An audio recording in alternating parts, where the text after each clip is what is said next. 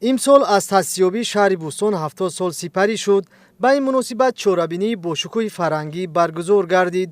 намояндаи ҳукумати ҷумҳурии Тоҷикистон иброз дошт, ки шаҳри Бӯстон дар замони соҳибиқлолӣ ободу зебо гардида, ҳамчун минтақаи саноатӣ ва сайёҳӣ рушд намуд.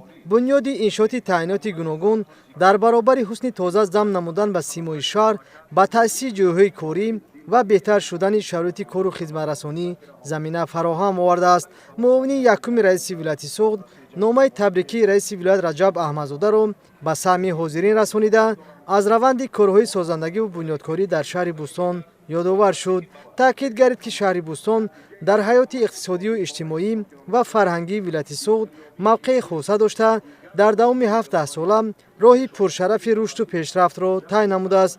имрӯз шаҳр бо меҳнати созандаи сокинон, ободкориҳои пайваста ва татбиқи ҳадафҳои созанда дар ҳоли рушду нумӯ қарор дорад.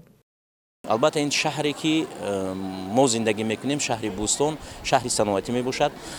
баъд аз соҳибиқлолӣ зиёда аз 40 корхонаҳои саноатӣ амал мекунад ва ҳамчунин самти иҷтимоӣ, самти иқтисодӣ, умуман соҳаи тамоми хоҷагии халқ рушд мекунад ва зебогии шаҳр аз он шаҳодат медиҳад, ки имрӯз мардуми шарифи Тоҷикистон аз ин ифтихор мекунанд, чунки сайёҳон ҳам ба шаҳри мо ташриф меоранд. зебогии шаҳр, тозагӣ, ободӣ, созандагӣ, бунёдкорӣ ва умуман биноҳои нав, умуман биноҳои таълимӣ ва биноҳои фарҳангӣ аз нав сохта ба истифода дода шуд ва ин ҳам як боиси сарфарозӣ аст. ин ҳама ташаббусҳои ҳукумати ҷумҳурии Тоҷикистон бо сарварии асосгузори сулҳу ваҳдати миллӣ, пешвои муаззами миллат, президенти ҷумҳурии Тоҷикистон муҳтарам Эмомалӣ Раҳмон мебошад. раиси шаҳри Бӯстон аз таърихи таъсисёбии шаҳр, беҳтар шудани шароити кору зиндагӣ ва вусъати корҳои ободониву созандагӣ ёдоварӣ намуда, ҳамаи дастовардҳои замони соҳибиқлолии шаҳрро самараи ғамхориҳои пешвои миллат муҳтарам Эмомалӣ Раҳмон арзёбӣ намуд. дар доираи корҳои ободониву созандагӣ бахшида ба ҷашни 35-солагии истиқлоли давлатии ҷумҳурии Тоҷикистон дар шаҳри Бӯстон нақшаи чорабиниҳо иборат аз 223 банд бо фарогирии корҳои ободониву бунёдкорӣ, созандагӣ ва таъмиру барқарорсозии муассисаҳои гуногун ба тасвиб расида, то имрӯз 248 банд иҷро гардидааст, ки нисбат ба нақшаи пешбинишуда 111.2%-ро ташкил медиҳад. имрӯзҳо хурду бузург аз он ифтихор доранд, ки дар ин шаҳри ободу зебо ва шукуфо кору зиндагӣ намуда ба дастовардҳои назаррас ноил мегарданд. боиси ифтихор аст, ки имрӯз дар арафаи ҷашни 70-солагии шаҳри Бӯстон ба унвони ҷоизаи беҳтарин ҷавони муваффақ сазовор гаштам.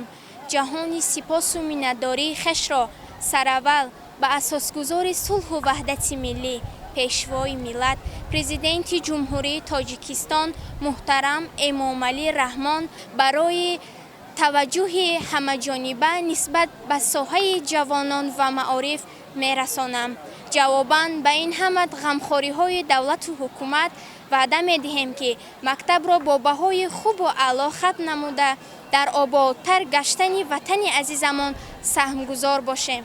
дар идома барномаи рангини фарҳангӣ, ки аз ҷониби бахши фарҳанги мақомоти иҷроияи ҳокимияти давлатии шаҳр омода гарда буд, пешниҳоди сокинону меҳмонон гардид.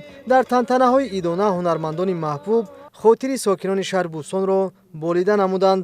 дар умум ҷашни 70-солагии таъсисёбии шаҳри Бӯстон бо рӯҳияи баланди ватандӯстӣ, ифтихор аз дастовардҳои даврони соҳибиқлолӣ ва орзуи ниятҳои неки сокинон барои ояндаи боз ҳам ободу пешрафтаи шаҳр хушу хотирмон сурат гирифт.